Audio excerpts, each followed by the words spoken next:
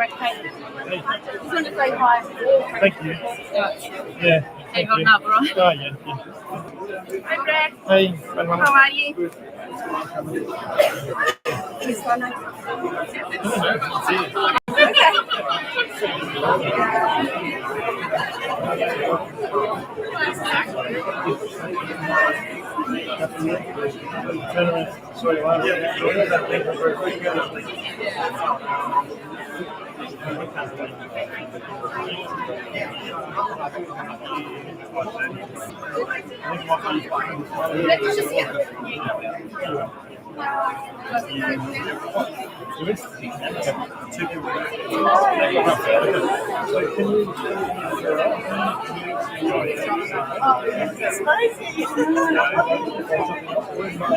Oh, I haven't even Stella. She's amazing. You're going to keep her number, aren't you? If ever I die, I'm going to just make sure the number in my will. I'll tell her that you said that. I'm like, you were specifically requested. Yeah, that's right. You want us to sit down now? Yeah. Oh, can you get me one too? I'll just wait for Dave to come back because I don't know what to put on. Yeah. It's amazing. Hey, Brett. Is everything going all right? Everything's yeah. Okay, I will go.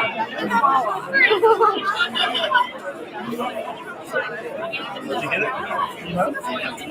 Such a lovely.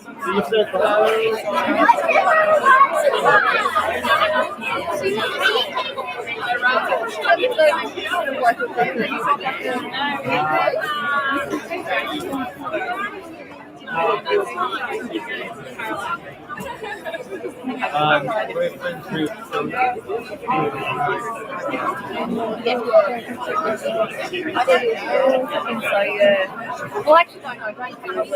Everything's probably coming down to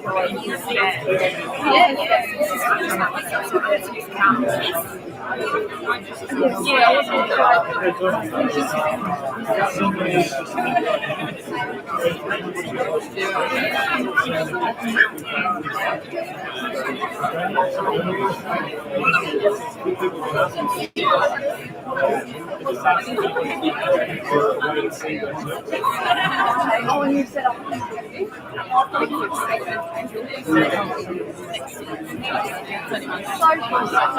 You want to see?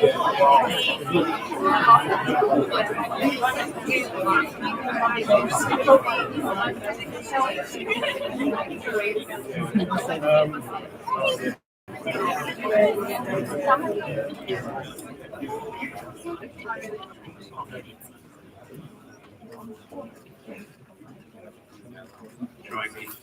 That. Everyone's well trained. As soon as I started speaking, everyone went quiet.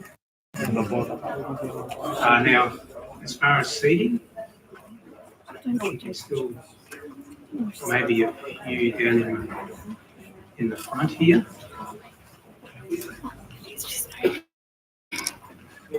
I think even in the back room there, it's pretty much full too. So.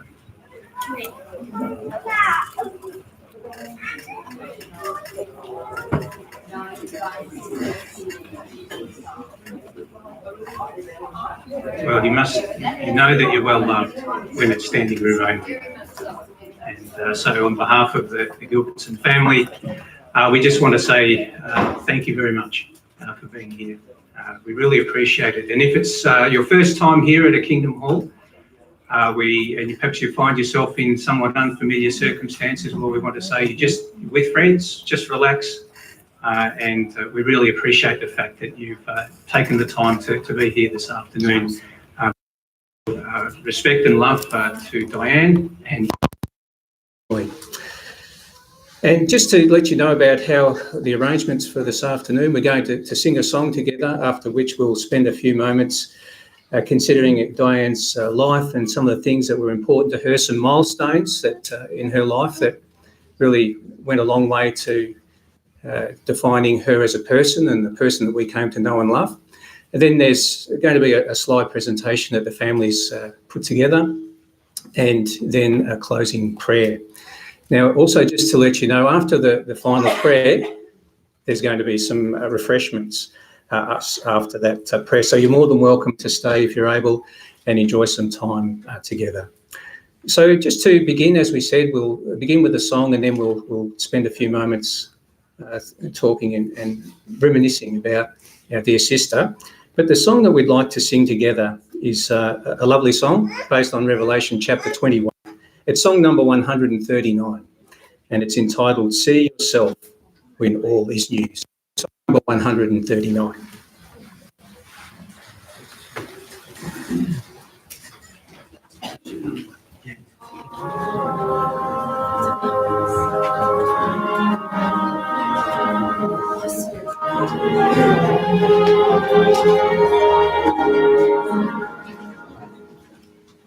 See yourself, just see me too.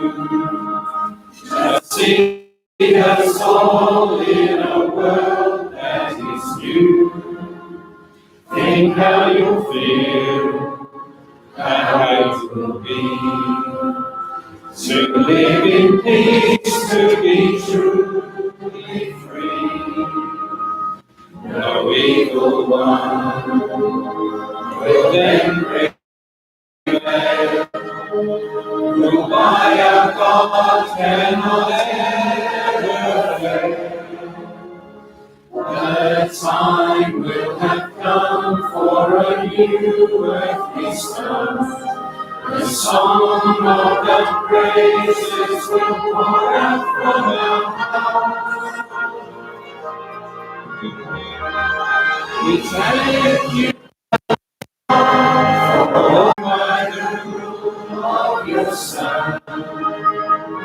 The fullness of our hearts, overflow our song, oh glory belong. Now see yourself and see me too, and look ahead to a world that is new.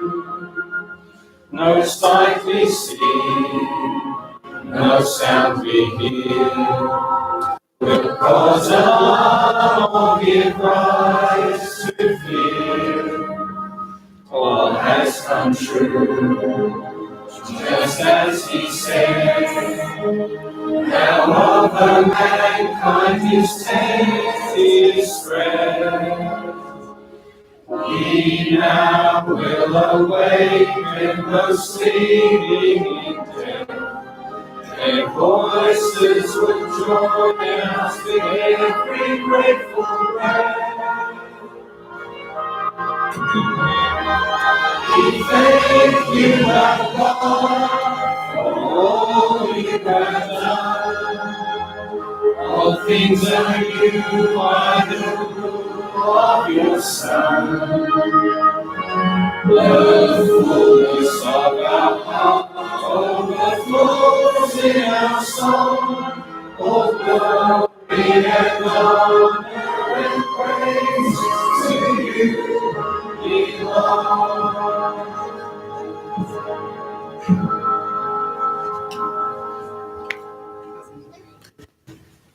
So you may like to be seated, those of you who can. And once again, we'd like to, on behalf of the family, thank you so much for being here. It means a tremendous amount to the family to see the support that you're giving them in this way. And that echoes the many texts, the phone calls, the visits that the family has had in recent days. And Brett and Donna's place looks a little bit like a florist at the moment. And that's really testimony, isn't it, to how Dianne was viewed as a person, how the family is regarded. And it really goes a long way to telling us the type of person that Dianne was, that she was someone that was very much loved by her family. She was very much loved by her congregation, her neighbours as well, those that she interacted with in her day-to-day activities. And we know equally that Jehovah loved her very much as well. But we know that equally, in equal measure, Dianne, she loved her family. She loved her congregation and her neighbours, and She really loved her God Jehovah. And sadly, I believe this is the second memorial in the past week for the local congregation. So it's a difficult time.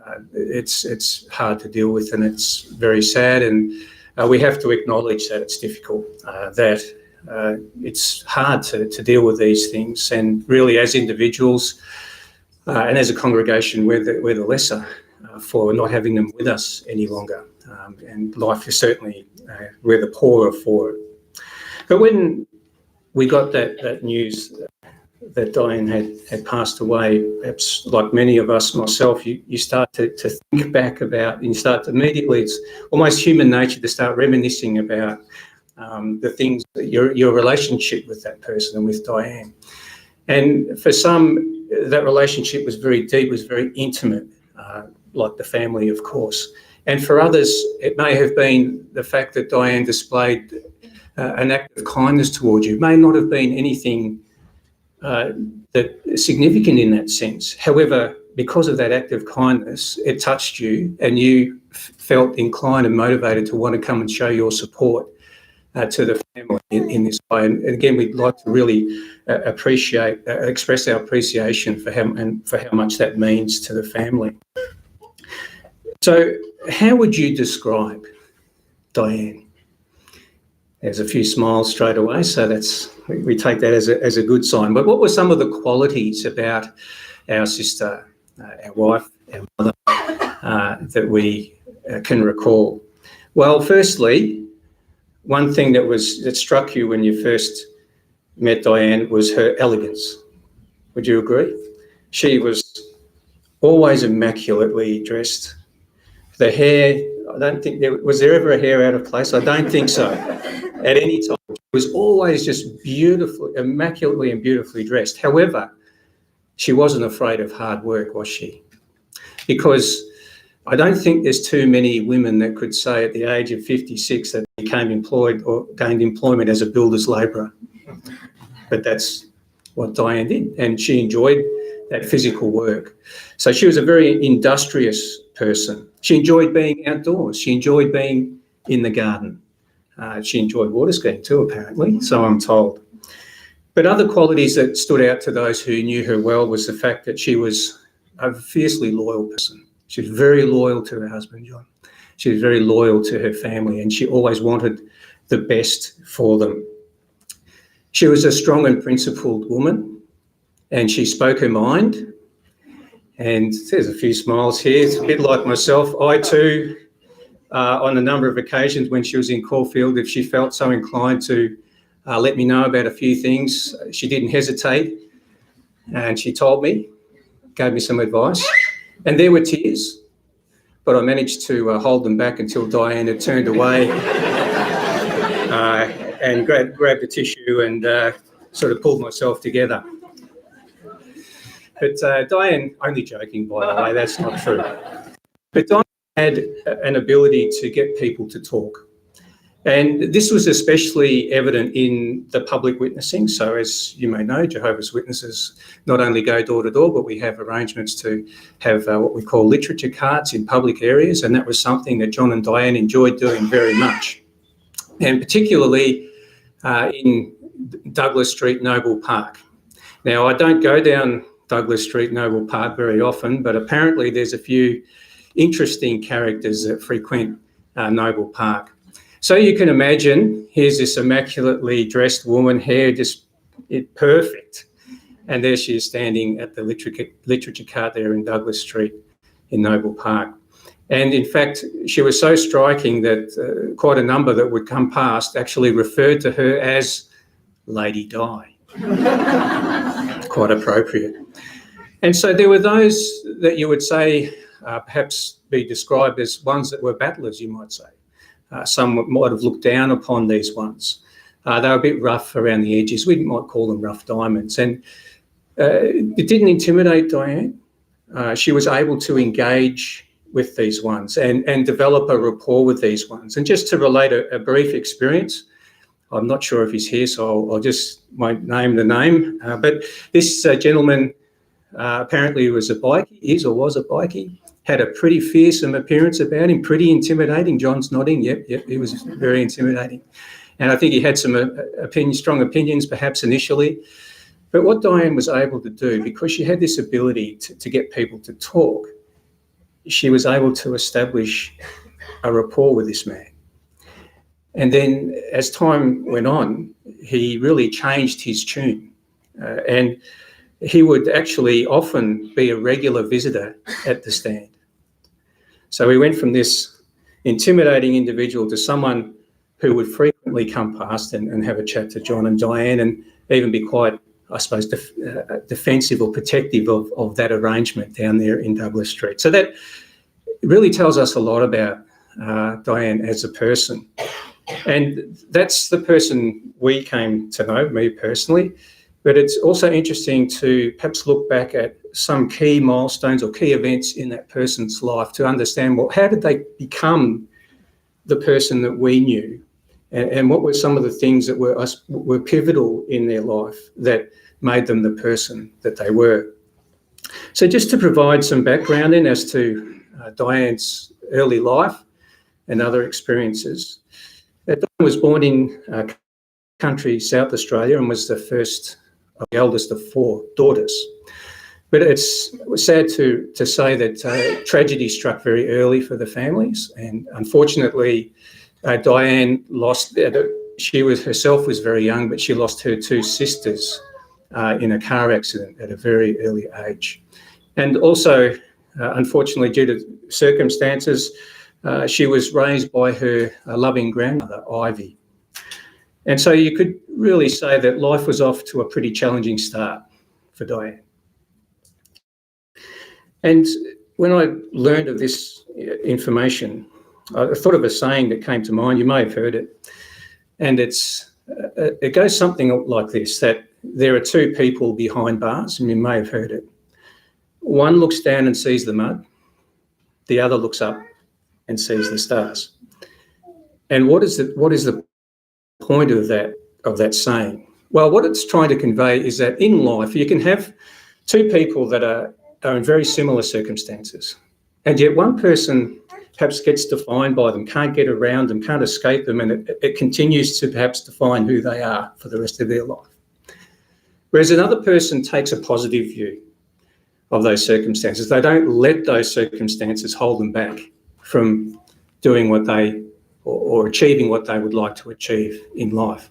And so when we think of Dianne, we'd have to say that despite that initial challenging start to life, she looked up and she saw the stars. And when you think about the support that we have here, the loving family that she has, perhaps those 2 experiences tell us a little bit about why she was so fiercely loyal to her husband and to her children, and how she wanted the best for them. Dianne also, as she was growing up, was a very studious person, apparently regularly topped all of her classes. She was excellent at maths. She was a brilliant seamstress and dressmaker, apparently. I'm not sure how that worked for the boys in the family, but anyway, I'm not sure how good Brett would look in a dress, but anyway. But she had this incredible, she loved arts and crafts, and she had all of these. She was a multi-talented, multifaceted person. And when it comes to seeing the stars, well, is where John. Now, I'd like to tell you that when John and Dianne and their eyes first met, that they were at a black tie affair, listening to a recital of Beethoven's 4th and 5th piano concertos. But I can't tell you that because they met at the Fiesta Villa nightclub at the Findon Hotel in the middle of Adelaide. And apparently the evening went something along these lines. I think you had a whole $3 in your pocket, John, so there wasn't much money to spend on Dianne that night. But apparently John was with a friend. They went into the nightclub. John's friend saw Dianne with her friend, and to put it in so many words, John's friend said to him, "You go and talk to the brunette, and I'll go and talk to the blonde." And John said, "No. I'm going to go and talk to the blonde." you can talk to the brunette. Because there was something that John saw in Dianne. It was the spark, as he described it. And that really grabbed his attention, and it did for the rest of their married life together. So John went over and asked her to dance. And you must have had some pretty good moves back then, mate. Twinkle Toes Gilbertson, they called him back in the day. Because by the end of the evening, he had her number, knew where she worked. So it was a good night. And after spending 3 days trying to muster up the courage, he finally rang Dianne at her work, and it was beautiful that John related that Dianne had been hoping that he was going to ring. And so on the 10th of February 1973, they were married. And shortly thereafter, their eldest son Matthew was born, and thereafter Brett, then Tracy. Don't worry, I won't give you a date of birth, Tracy, and Felicity thereafter. And so if I've done the math correctly, within about 10 years, John and Dianne had 4 children, 2 boys, 2 girls. So you could imagine, pretty busy, noisy, lots happening. However, there was one thing that had not left Dianne, and that was, what happened to my 2 sisters? That was something that she always wondered about. But where were they? What was the future? What would it hold for them? It was something that she'd never forgotten, and rightly so. And it was around this time too that a friend of Dianne's, Janet Bell, she also had experienced some difficult times in her life, losing her mother, and that led her to want to also try and understand, like, what's the future for these ones that we love? And so she was able to obtain the Truth That Leads to Everlasting Life. We may recall that particular publication, and that answered her question as to what happens when we die. And so she felt impelled to talk to Dianne about it. And then Dianne found herself reading the Truth Book as well and responding to the positive message that the Bible holds out for those that we have lost in death. And so she read that. Would you believe it, about apparently 3 days later, a knock at the door. And there was a sister by the name of Elizabeth Kong, who perhaps many of us may know. Now, it wasn't as straightforward as it sounds, knocking on the door and wanting to approach that particular household, because I think prior to that, previous visits by witnesses they might have been told very succinctly how to leave promptly from the door and which direction to take. And so perhaps our sister might have been a little bit hesitant, but not this time. And so there was a willing and interested person behind the door. And of course, John as well showed genuine interest in a love for Jehovah. And in 1980, both Dianne and John were baptised as Jehovah's Witnesses. And so from that point forward, they wanted to also help their children to develop their own relationship with God. And so attending the local congregation and sharing in the sharing the Bible's hope for the future with those in the local community were an important part of their family routine. And so as a result of all their efforts and hard work and reliance on Jehovah, 4 children and 3 grandchildren are dedicated and baptised witnesses. And Dianne also made sure that as a family, any new members of the family, the sons-in-law, the daughters-in-law, all felt included and a part of the family. And so this brings us to the time when she received the confronting news about her health, about 18 months or so ago. Now, if you put yourself in that position, it's just, we can't really think of it in our own circumstance. It would be very difficult, wouldn't it? And yet, how did she respond to that? So some people, when they're confronted with that, might withdraw into themselves and just perhaps be consumed by that situation. Whereas others, you marvel at how they respond to such a challenging situation. Well, we're pleased to be able to say that Dianne met that challenge head on, that we marvelled at the faith that she showed, her reliance on Jehovah, her God, to help her. And she kept going, didn't she? In fact, her love for God, her love for her family, her love for her neighbours intensified over that period. This is so encouraging to hear that. And so she was very practical. She kept going out into ministry. She kept doing her household, the things that she wanted to do around the home, caring for the children, for the grandchildren. All those thoughts were really around the family and how they were going to cope. And she was very practical because she rang me about 2 months ago and asked me, would I do this talk? I say no to Dianne, of course, but that's the type of person that she was. She wanted to have everything in order. She was always considerate of other people. And so she remained dignified.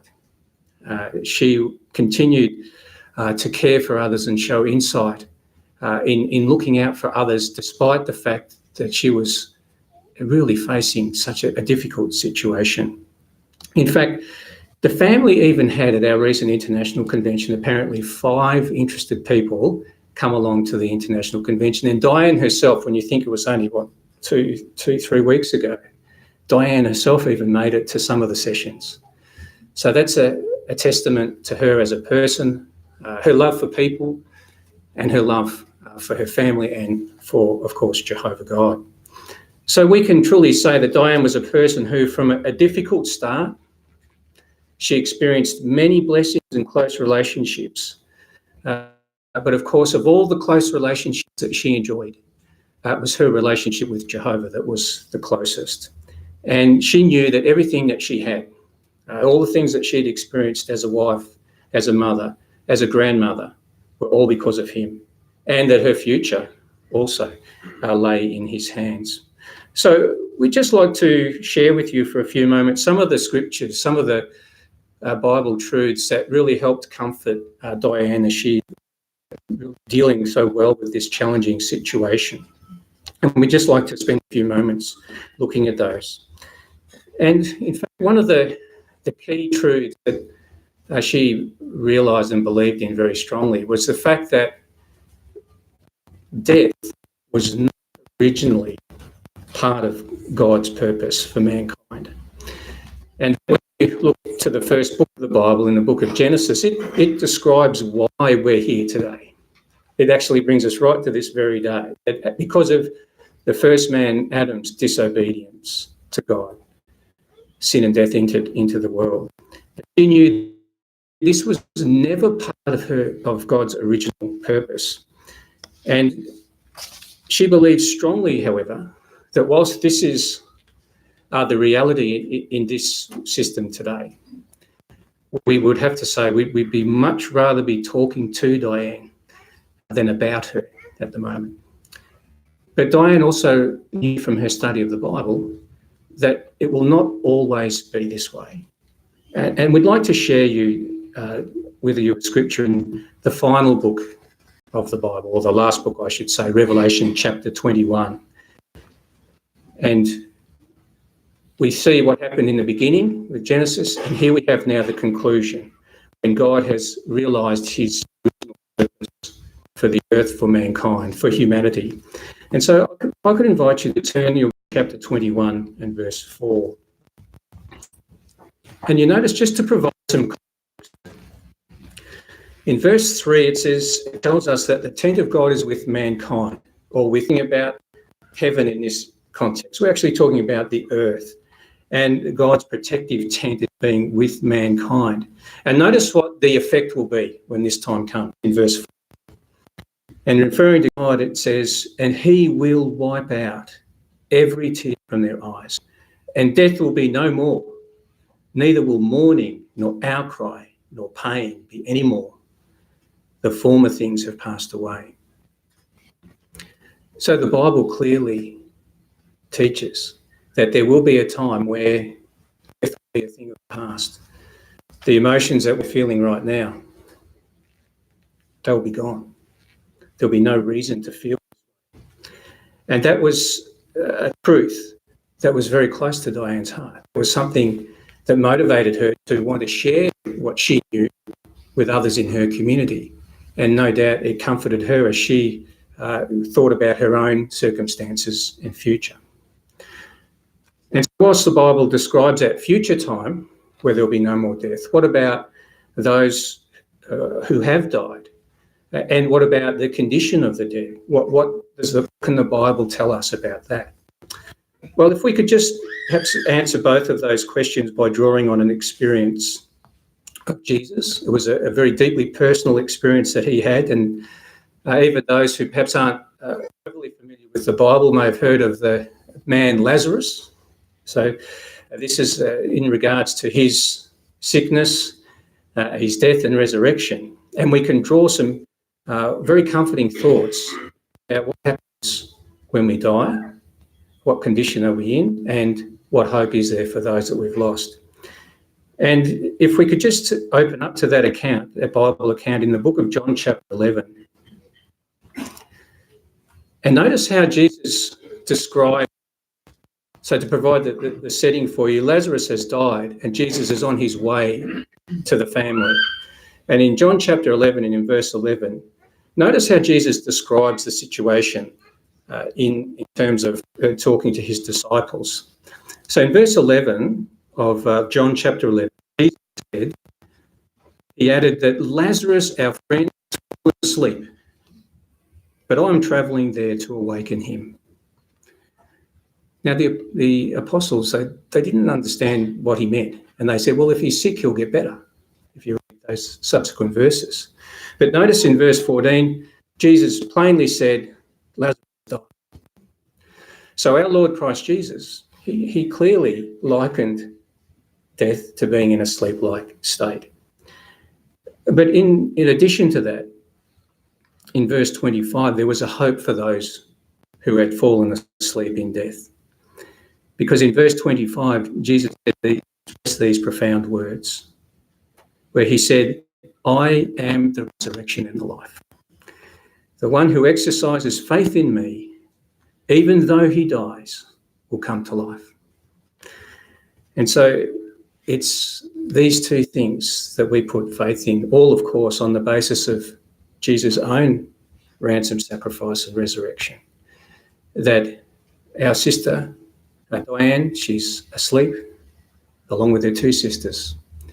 And she's waiting for that time that Jesus promised, where he said, I am the resurrection.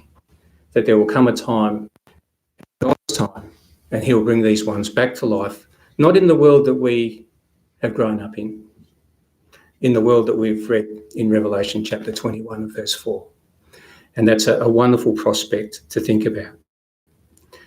And so whilst we acknowledge that, and it's very comforting to this is the future, we also have to acknowledge that right now we are grieving, and it's a difficult time. And it's interesting if we could just focus on Jesus' example a little further. When you think of Jesus, he had the ability to bring people back from the dead. And he even knew what he was going to do, didn't he? And we just read about it.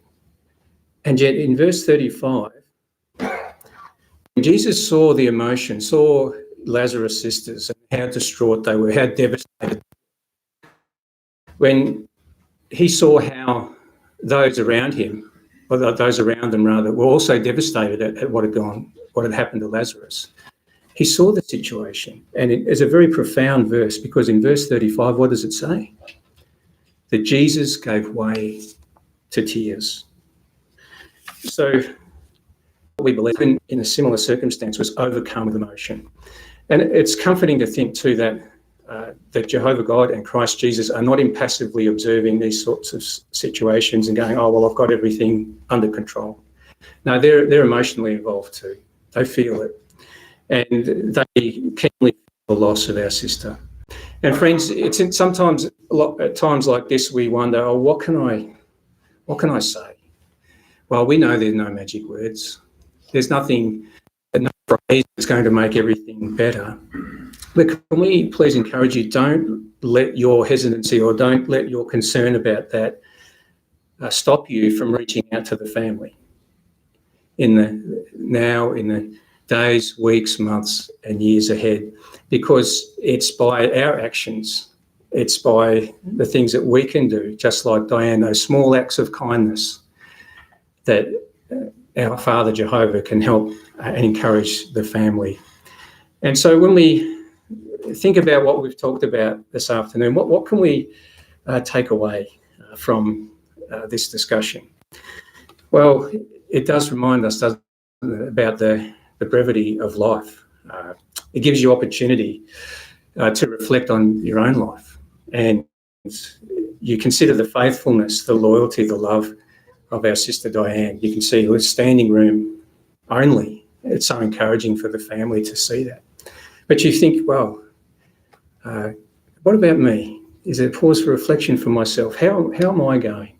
Is there something I can take away from her excellent example in the love and the loyalty that she showed, those acts of kindness that she was known for? Is there other opportunities for me to be a little more kind? Are there opportunities for me to be more reflective of the qualities of God? And I think all of us will agree, yes, we can always do more. And also the thing is that life is full of challenges. It's just life in this system. It throws up all these scenarios at us, and we get confronted with a choice. So either when we get these difficult circumstances, what do we do? Do we take a negative view or a positive view? Well, we can really take to heart that example of Dianne, to take a positive view of the challenges that face us in this system of things, and really trusting in our relationship with God and the promises that he has made for our futures. And as we know, just like in Dianne's case, the relationships that we have with people, they vary. Some relationships are very intimate, very close. Others are not so. That's the fabric of life. But if we take every opportunity to just show love for people, that is something that we could really try to put into place more effectively in our lives. And it can really affect people in a positive way. So we can truly say about Dianne that she was very much loved by her family. She was loved by the congregation, and she was loved by those that she came into contact with. But most importantly, she was loved by her Father, her Heavenly Father, Jehovah God. And so what we'd like to do now as a family is prepared a slot, some images and pictures for us to sit and contemplate for a few minutes, after which we'd like to invite Brother Peter Green to close with a prayer. And just as a reminder also, once Brother Peter's concluded with prayer, you're more than welcome to please stay and spend some time with the family, enjoying some association and some refreshments.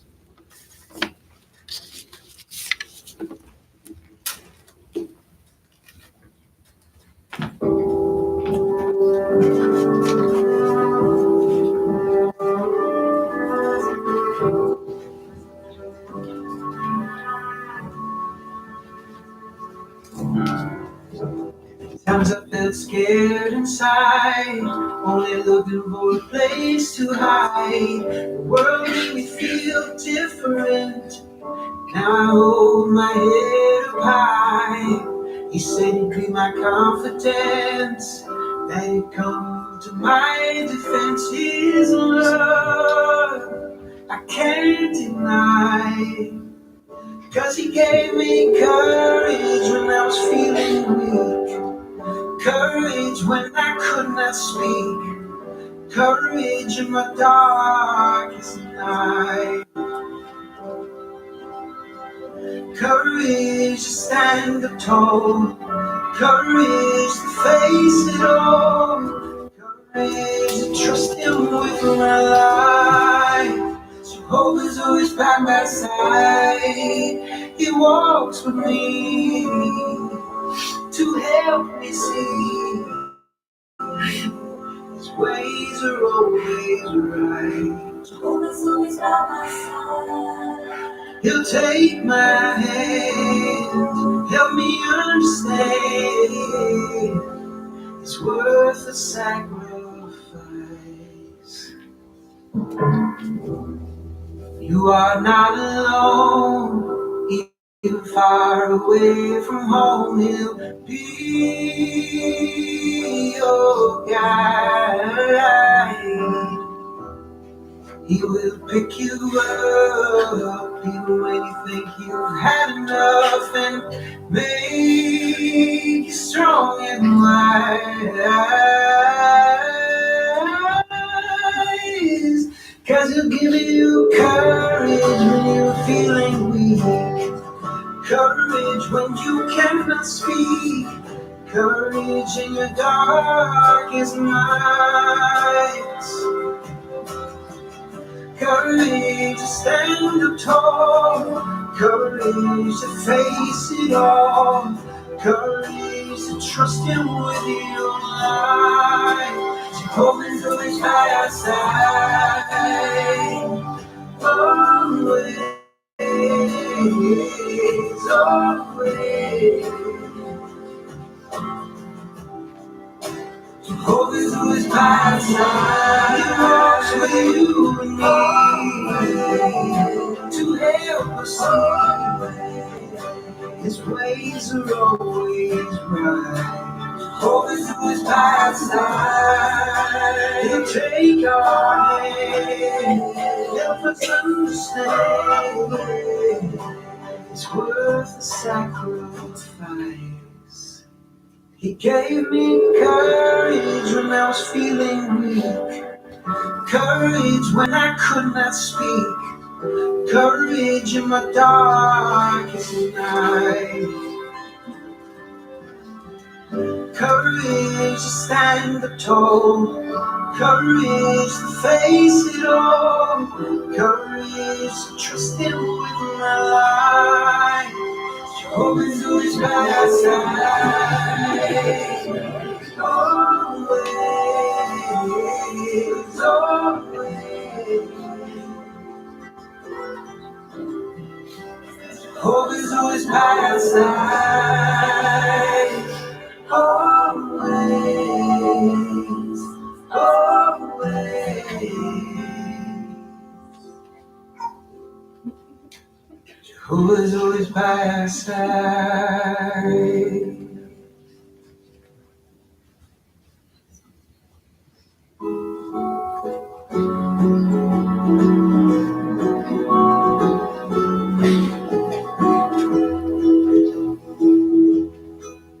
You can hear the songbirds sing, and you watch the clouds roll by. Then you're walking in the valley as the sun shines in a clear blue sky. You're welcoming your loved ones, and you can't believe your eyes. Yes, this earthly paradise was just around the corner.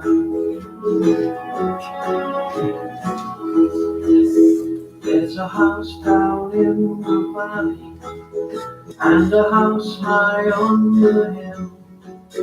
There is singing by the river as the water flows and turns the mill. The golden fields are waiting, let the harvesting begin. Once the world we're living in was just around the corner. It's great to share with friends who care the things that we look forward to. Now every tear has disappeared. The world is young and life is new. There's the sound of happy voices and the scent of newborn hay. Now you're calling to your loved ones as you start another perfect day. Then we thank our God Jehovah for his tender loving care. Yes, the blessings we all share were just round the corner. And every day smile and say how good to see your happy face. 'Cause once it seemed I only dreamed that you'd be in my warm embrace. Waiting round the corner is a world I long to see. It's a promise from Jehovah. It's a guaranteed reality. And it's hard to get downhearted when I think of what's in store. It's the day I'm waiting for, and it's just around the corner.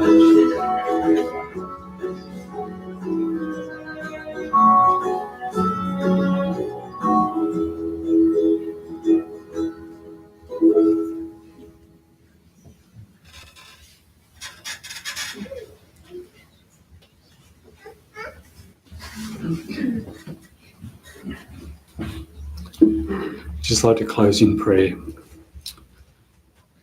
Our grand and loving Creator Jehovah, our Father, our friend, we come before you with heavy hearts, Father. We celebrated the life of Dianne here. We've shed tears, sorrow, and although we do have a beautiful promise ahead of us, Father, we share the same hope that she had of being resurrected. You have her name written down in your book of life, and we can look forward to a time where we can be all reunited together. Right now, right here, we still can't seem to fathom it. Death is not natural to us, Father. And so as we go through our pain, please, Father, may you give the peace that you guarantee in the Bible to the family, to John, to as a loving husband, to Matt and Andrea and their family, Brett, Donna, their family, Felicity and Matt, and also to Wayne and Tracy as well. They all suffer, Father, and as friends of theirs and close relatives, we too suffer. But may we all be able to help each other, build each other up, and also maintain our faith in you. You're a loving Father. You give us a beautiful promise. We praise you for the things that you give us. But we do ask, Father, that you can be with us as we just gather together afterwards and be able to spend some time together and have an interchange of encouragement. And we can share some memories and fond memories that we have that we can share. And it really shows that we haven't forgotten, but we all look forward to the time when we can be together. And as our song just said, it's just around the corner. So, Father, please be with us. Please guide us, especially the family. And we leave ourselves into your tender care through the one who made this all possible, your Son, Jesus Christ. Amen.